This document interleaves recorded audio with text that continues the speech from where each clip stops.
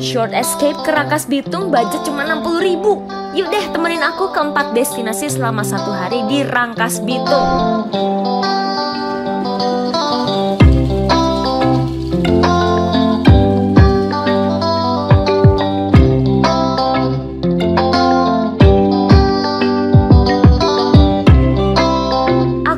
Perjalanan aku dari stasiun Bojonggede yang berarti 2 stasiun sebelum stasiun Bogor.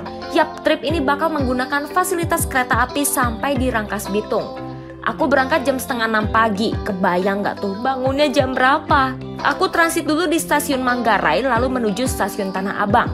Dan transit lagi naik kereta tujuan Rangkas Bitung. Seneng banget di kereta yang ini aku bisa tidur. Lumayan bisa tidur 2 jam. Iya, butuh 2 jam perjalanan dari Tanah Abang ke Rangkas Bitung.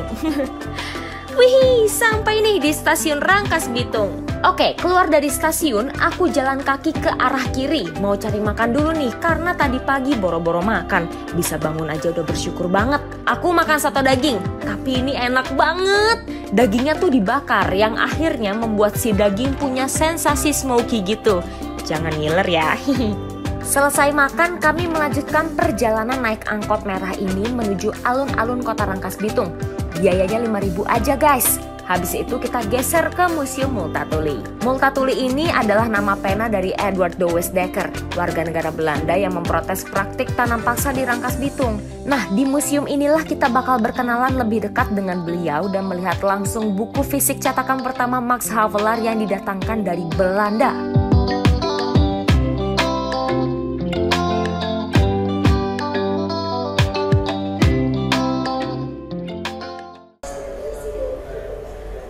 Oke, sahabat Kompas Travel, jadi di sini juga ada surat Multatuli nih. Di sini ada replikanya dan sudah didigitalisasi, jadi kita bisa lihat nih isi dari surat Multatuli itu sendiri.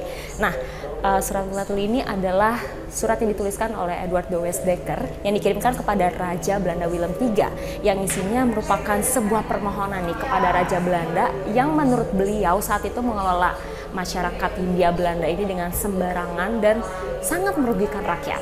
Nah, di dalam sini juga ada quotes yang menarik yang mungkin juga penting untuk kamu lihat.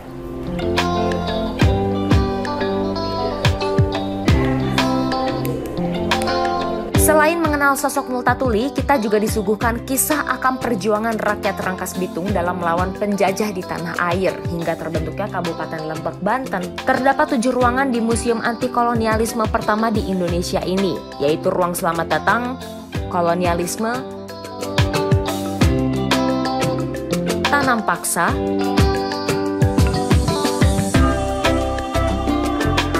Multatuli, Banten, Lebak, dan Rangkas Bitung.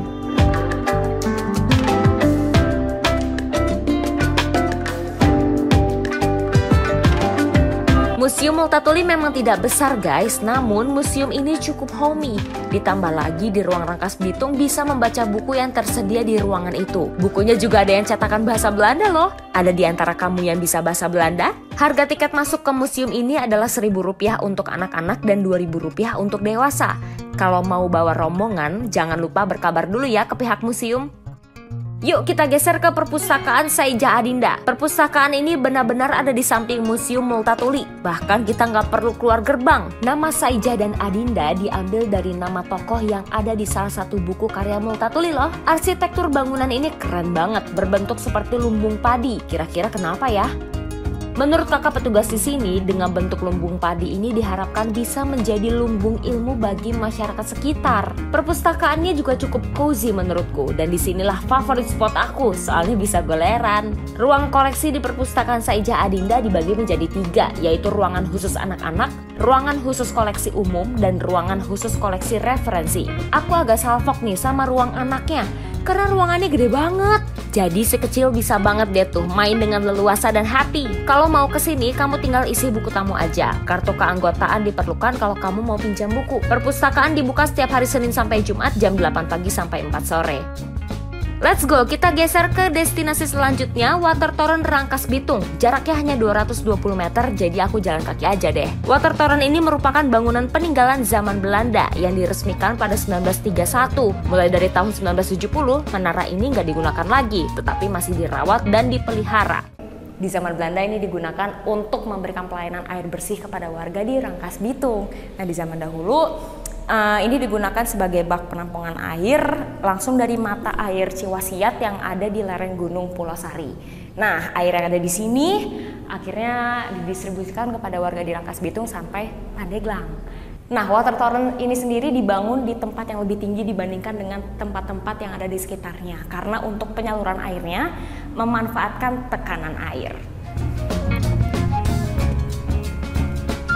Ada fakta unik mengenai lokasi ini.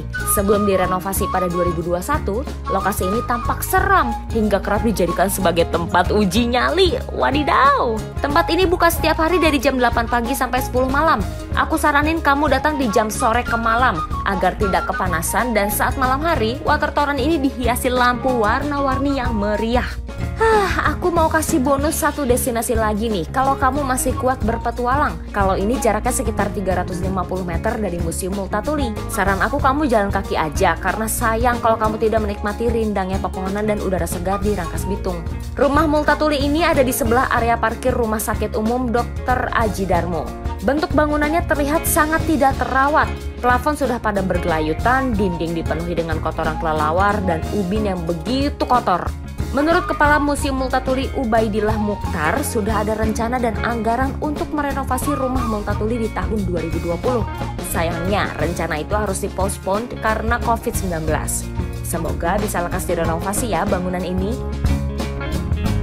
Itu dia guys, rekomendasi kegiatan yang bisa kamu lakukan untuk mengeksplor Rangkas Bitung. Tempatnya seru-seru banget ya. Selamat berpetualang!